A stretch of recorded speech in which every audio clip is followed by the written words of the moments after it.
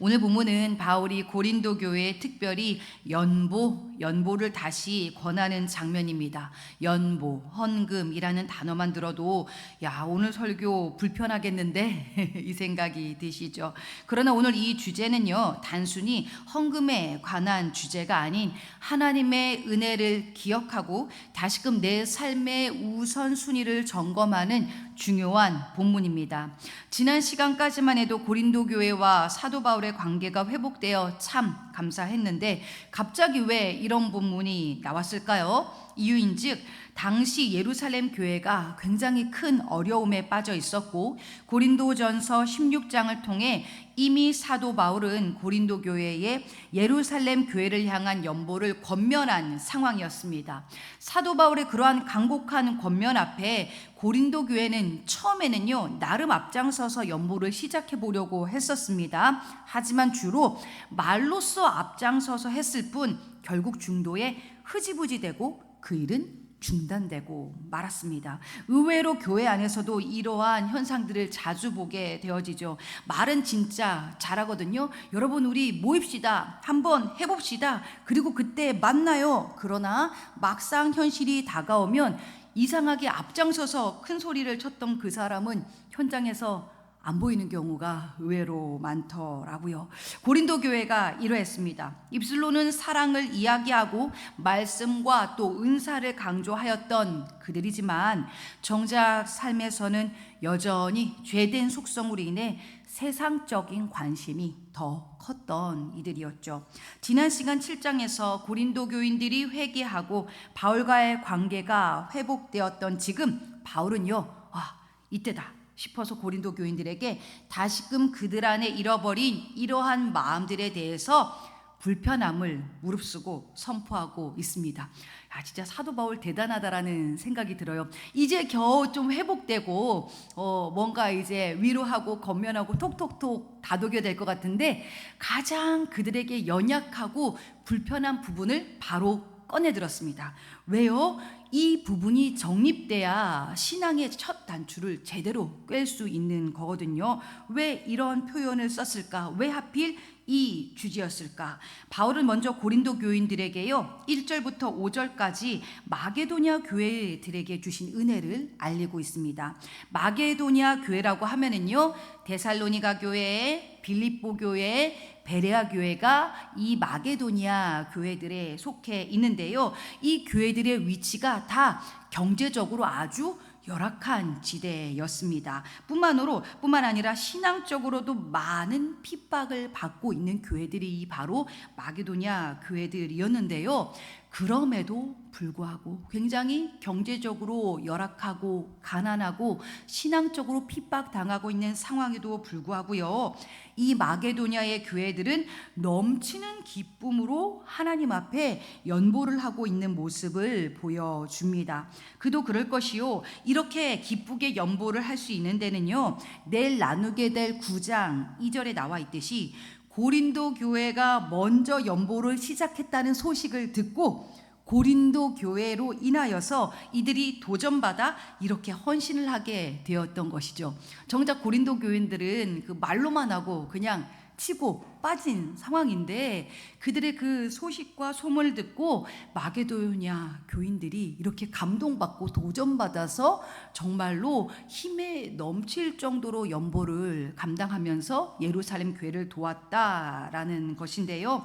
3절에 기록되어져 있어요. 힘에 지나도록 자원하여 성도를 섬기는 일에 참여를 하였다. 이제 바울은 고린도 교인들의 신앙 회복을 위해서 지금 애쓰고 있잖아요. 이 시점에서 아까도 잠깐 문제를 제기하였지만 물질에 관한 부분을 바울이 다시 꺼낸 이유는요, 단순히 그들로 하여금 헌금해라 강요하기 위해서 문제를 제기한 것이 아닙니다. 우리가 신앙의 회복, 신앙의 내 현 상태를 점검할 수 있는 그 중요한 수단과 통로가 바로 이 물질이기 때문입니다. 우리 인간은요, 뼛속까지 물질을 추구하는 죄악된 존재로 형성되어 있습니다. 심지어 오늘날의 많은 신앙인들은요, 나의 물질 까닭에 그 물질 때문에 신앙생활을 하는 경우도 상당 부분 많이 있습니다. 우리 인간은 이렇게 뼛속까지 물질을 추구하는 죄악된 존재이다. 그래서요, 지금 내가 신앙하는 대상이 누구인지 혹은 무엇인지 확인하고 싶으시다면 내 물질의 사용처와 그 사용 빈도를 확인해 보면 명확해집니다. 내가 정말로 있는 힘을 다해서 물질을 사용하는 그곳, 여러분은 지금 어디입니까? 우리가 빚을 내서 어때요? 집도 사고 차도 사고 여행도 하지만 정작 빚을 내어 하나님의 일, 누군가를 돕고 섬기는 그 일, 우리 하고 있습니까? 그래서 주님께서도요, 내 물질 있는 곳에 너의 마음이 있다라고 말씀을 하고 계십니다. 우리는 지금 어디에 물질을 주로 사용하고 있나요? 사실 저희 더본교회 성도님들은 정말 마음을 다해 헌신하고 수고하고 서로 돕는 모습을 저희가 잘 알고 있습니다. 저도 그 모습을 보면서 굉장히 많은 감동과 또 제 자신도 도전을 받고 있거든요. 그럼에도 불구하고 저희가 더욱더 그 믿음을 지켜내기 위해서 다소 불편할 수 있는 오늘날 기독교인들의 현 주소를 잠깐 언급을 해 드리자면요, 우리가 예수 믿는다고 서로 사랑합니다, 축복합니다 말은 참 잘하지만 정작 현장 속에서 커피 한 잔 사주고 밥 한 끼 사주는 것에는 의외로 인색한 분들이 많습니다. 힘들고 어려우니 그분을 위해서 돕자, 구제하자, 기도하자 해놓고서는 10,000원 한 장도 그 사람을 위해 쓰지 못하고 설령 쓰게 되더라도 머릿속에서 계산을 하게 되어지는 것이 우리의 모습이라는 것이죠. 우리는 주 안에 한 가족입니다 라고 고백을 하면서도 정작 성도들의 경조사 앞에 왜 우리는 머뭇거리고 있을까요? 그러나 내가 하나님과의 관계가 회복되고 친밀해지면 이런 물질적이고 세상적인 내가 변하는 것입니다. 변하는 것입니다. 나의 형편과 사정을 뛰어넘어 하나님께서 허락하신 공동체와 이웃을 향해 나의 물질도 아름답게 사용할 줄 아는 사람이 됩니다. 누군가의 연약함과 필요에 민감해지는 거예요. 물질을 사용하는 그 우선순위가 달라집니다. 제가 그 사역을 거의 보니까 20살 때부터 해가지고 30여 년이 이제 거의 가까워지고 있는데요. 그러다 보니까 자연스럽게 교회들을 많이 경험을 해보잖아요.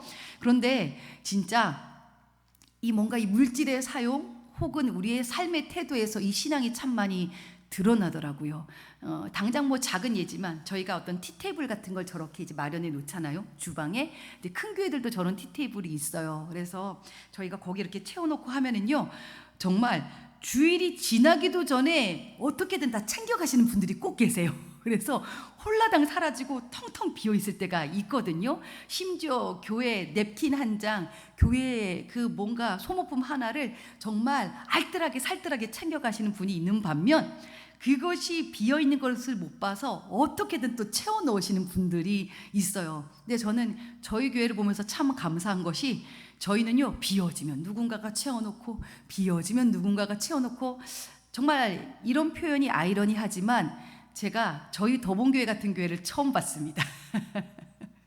뭔가 와가지고 챙겨가고 나에게 뭐가 이득이 될까, 의외로 나도 모르는 사이에. 그래서요, 이게 정말 몸에 배어 있어요. 목사님 챙겨가세요. 목사님 챙겨가세요. 그런데 이게 우리에게 참 익숙한 구조구나. 그거는 예전에 그랬고요. 여기는 어때요? 어떻게든 채워주고 섬겨주고 그리고 챙겨가세요라는 그게요, 여러분, 다른 의미예요. 저희 성도님들은 넉넉하게 본인이 계속 채워 넣으면서 나누면서 가져가시라고 계속 채우면서 그렇게 섬겨주시는 의미로 그렇게 말씀해 주시더라고요. 야, 우리 교회는 정말로 하나님의 복받은 교회다, 은혜가 있다라는 것이지요.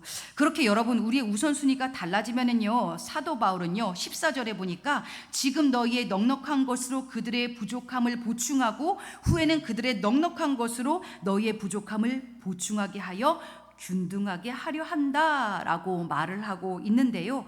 하나님과 나의 관계가 회복되고 가까워지면 우리는 자연스럽게 이웃과의 관계도 회복되어집니다. 그래서 나만 알고 나의 욕심을 위해서 물질을 사용하던 내가 이제는 이웃을 섬기는 일에 그 물질을 흘려보낼 수 있게 돼요. 이건 억지로 하려고 하는 것이 아니라 하나님과 나의 관계가 회복되면, 잘 정립되어지면 자연스럽게 되어지는 것입니다. 포도나무에 포도가지가 붙어만 있으면 절로 과실을 맺는 것처럼요, 우리도요 굳이 애써서 헌금해야지, 도와야지 작정하고 결심하지 않아도요 자연스럽게 하고 싶은 마음이 되어진다라는 것입니다.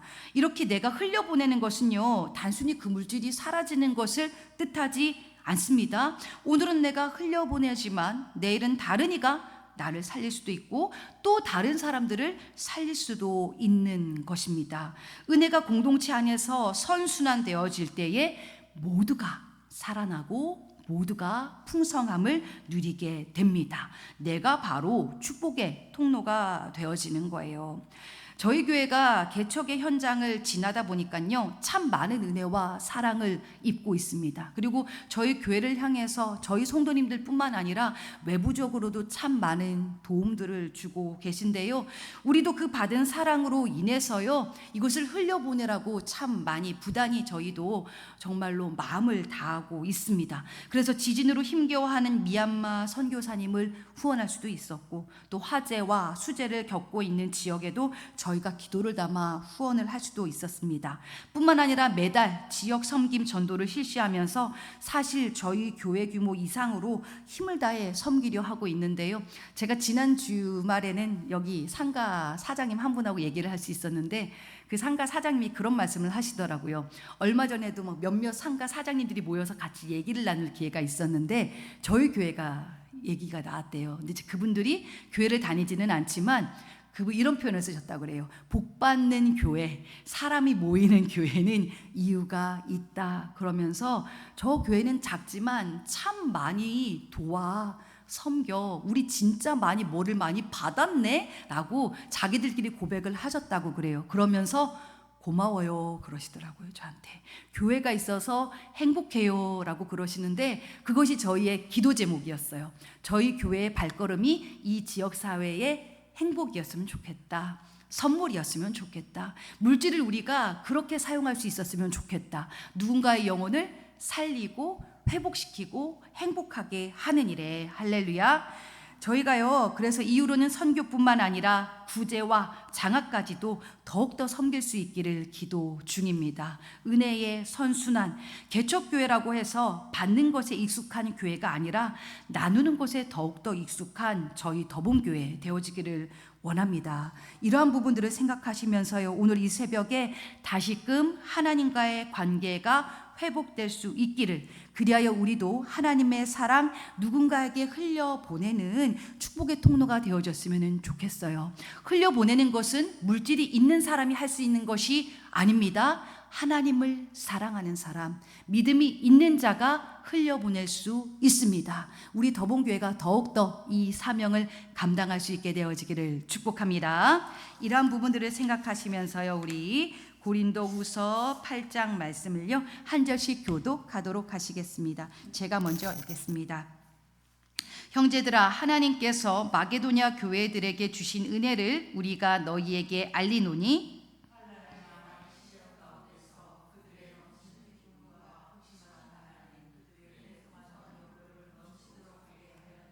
내가 증언하노니 그들이 힘대로 할 뿐 아니라 힘에 지나도록 자원하여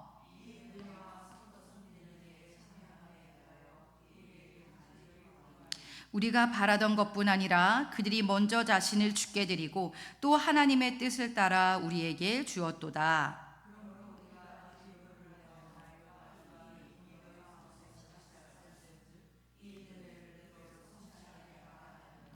오직 너희는 믿음과 말과 지식과 모든 간절함과 우리를 사랑하는 이 모든 일에 풍성한 것 같이 이 은혜에도 풍성하게 할지니라.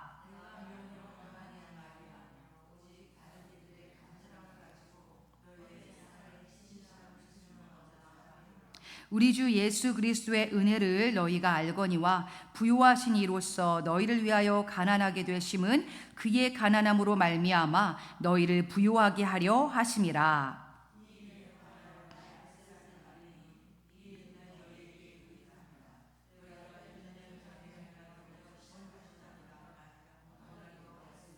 이제는 하던 일을 성취할지니 마음에 원하던 것과 같이 완성하되 있는 대로 하라.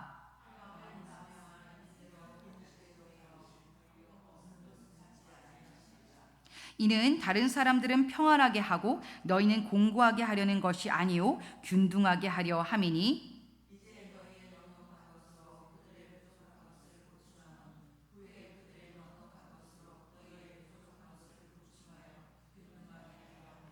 기록된 것 같이 많이 거둔 자도 남지 아니하였고 적게 거둔 자도 모자라지 아니하였느니라.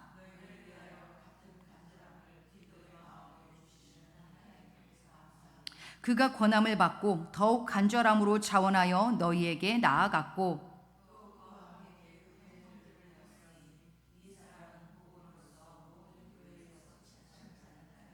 이뿐 아니라 그는 동일한 주의 영광과 우리의 원을 나타나기 위하여 여러 교회의 택함을 받아 우리가 맡은 은혜의 일로 우리와 동행하는 자라.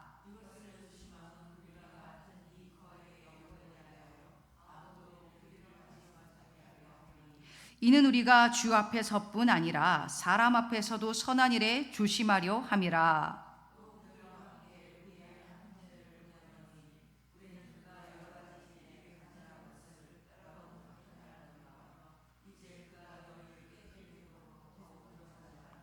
디도로 말하면 나의 동료요 너희를 위한 나의 동역자요 우리 형제들로 말하면 여러 교회의 사자들이요 그리스도의 영광이니라. 그러므로 너희는 여러 교회 앞에서 너희의 사랑과 너희에 대한 우리의 자랑의 증거를 그들에게 보이라. 아멘.